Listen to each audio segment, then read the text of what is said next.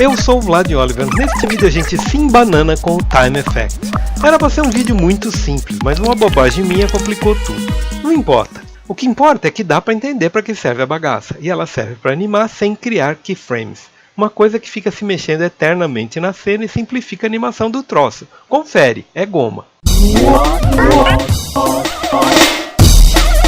Bem, a gente está quase terminando o overview de effectors que fazem parte do sistema do MoGraph e do Clona, ok?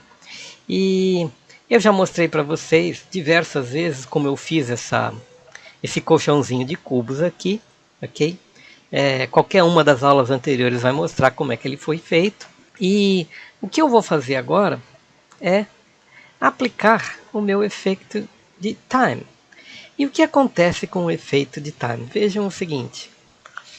O time ele é utilizado quando você precisa fazer um efeito gráfico e não quer se preocupar em gerar uma animação ou gerar um keyframe para o tal efeito, ok?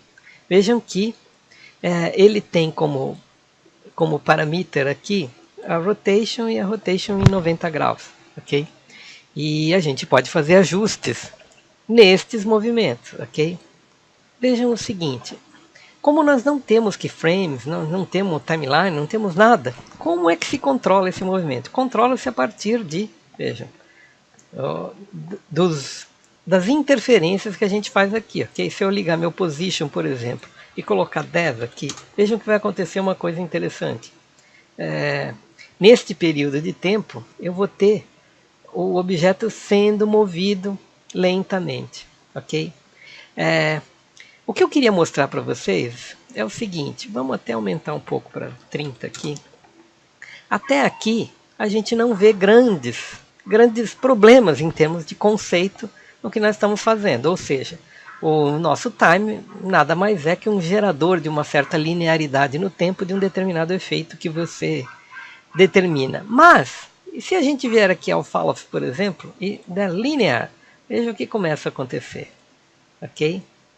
Isso acontece em função de a gente ter o nosso determinado ajuste aqui. Veja, aqui não, mas aqui, por exemplo, se eu aumento, eu tenho um aumento significativo aqui.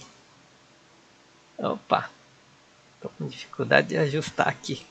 Visualização. E continuo de ponta cabeça. Aqui. Muito bem. Vejam que dá para fazer uma escada aqui. Okay? Enfim, não são muitos.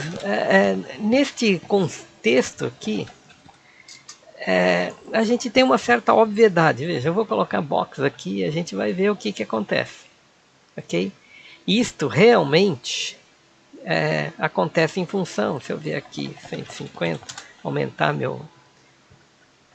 Vejam que é isto que eu tenho. E o time faz isso, sem eu precisar criar um keyframe, ok? Vocês vão me perguntar, pô, mas tá, e daí? E o que a gente consegue com isso? Vejam, eu vou fazer algumas alterações. No time, por exemplo, eu vou vir aqui, no parameter.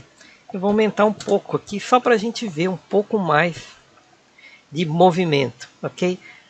Com aquela lógica que a gente já explorou, veja, eu vou voltar ao time aqui. Há algumas coisas que a gente pode complementar agora, ok?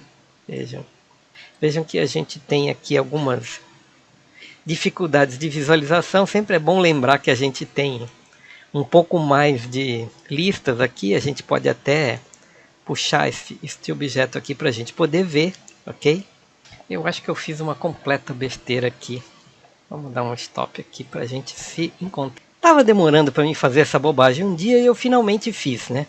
O que é a bobagem que eu fiz? Eu acabei no meu Camtasia aqui, eu dei um pause na hora que eu estava gravando efetivamente, quando o monitor me atrapalhou aqui. Vejam só, como isso aqui é tecnicamente simples, eu até posso vir aqui, vejam, vou vir aqui e vou dar um reset. Ok? O que aconteceu? Deixa eu tentar explicar o que eu estava fazendo. Eu estava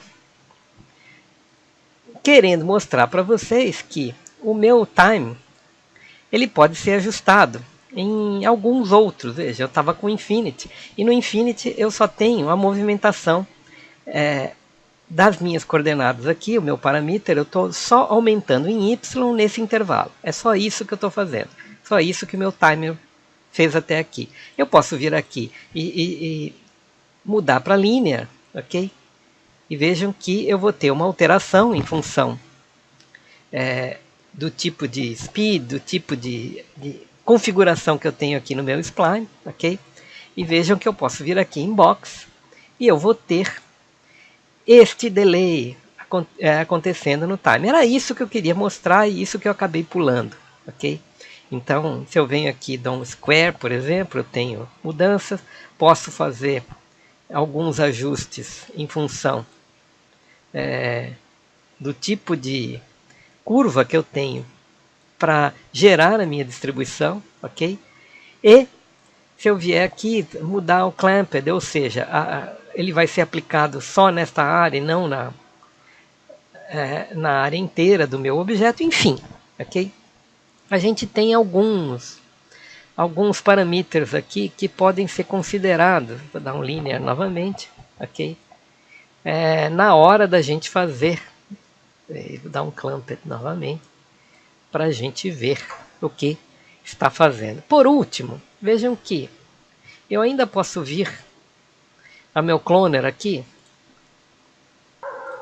Vamos fazer mais algumas considerações, vai, uma vez que, veja, eu, por exemplo, aqui eu não tenho nenhum, o meu control, eu adoto um cachorro, é terrível aqui o que acontece.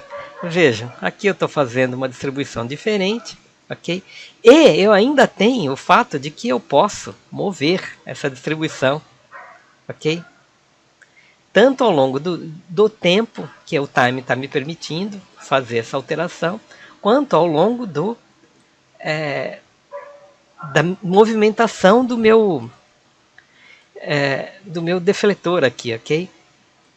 Enfim, realmente quando acontece uma bobagem dessa, a gente fica a gente perde toda a dinâmica com a qual a gente estava explicando um troço. Mas é isso. Para finalizar, a gente pode fazer o seguinte, vamos vir aqui, vejam, dar um reset, ok?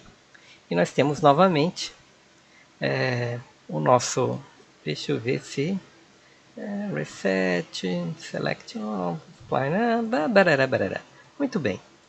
Vamos estar com o nosso movimento em time resetado, ok? Com isso, eu posso virar o cloner aqui, veja, eu vou criar uma bagunça. Vamos dar uma randomização. E o que acontece? Eu tenho o Random Effect ativado. Vejam que eu fiz, se eu vier no cloner aqui, eu tenho esta configuração. E eu posso invertê-la, ok? Vejam que ao inverter, o que acontece? A randomização, ela respeita a minha distribuição de tempo. Aí vocês vão falar, não entendi nada. Eu parei o resto da minha distribuição aqui. Uma das coisas que deve causar alguma confusão aqui é a gente lembrar, vejam, se eu tenho o position, eu desligo o position do meu random, eu não tenho o random atuando. Ok? Vejam o que acontece quando eu aplico a minha transformação. Ou seja, eu vou lentamente aumentando, ok? A área de aplicação do meu random, ok? E isso é uma coisa que a gente vai usar muito em projetos complexos, ou seja, como compor vários tipos de deformantes, ok? Para obter um determinado resultado. Não era minha intenção deixar esse vídeo tão gigante, ok? Mas queria apenas lembrar vocês, vejam, eu posso chamar em box, ok? Ou seja, o meu time está em box, o meu random está em box, portanto, ambos estão atuando na mesma área. Não exatamente na mesma área de atuação, porque como vocês podem ver, este meu scale aqui está um pouco maior. Ou seja, é importante que a gente tenha em mente quais são as alterações que a gente pode fazer para ter uma determinada animação, um determinado processo que eu queira realizar aqui. Essa foi mal, vocês desculpem a interrupção aqui, que causou uma certa bagunça num vídeo que é muito simples. Por enquanto é isso aí, nos vemos no próximo. Isso é um treinamento. Aqui a gente faz bobagem no tempo e passa da hora.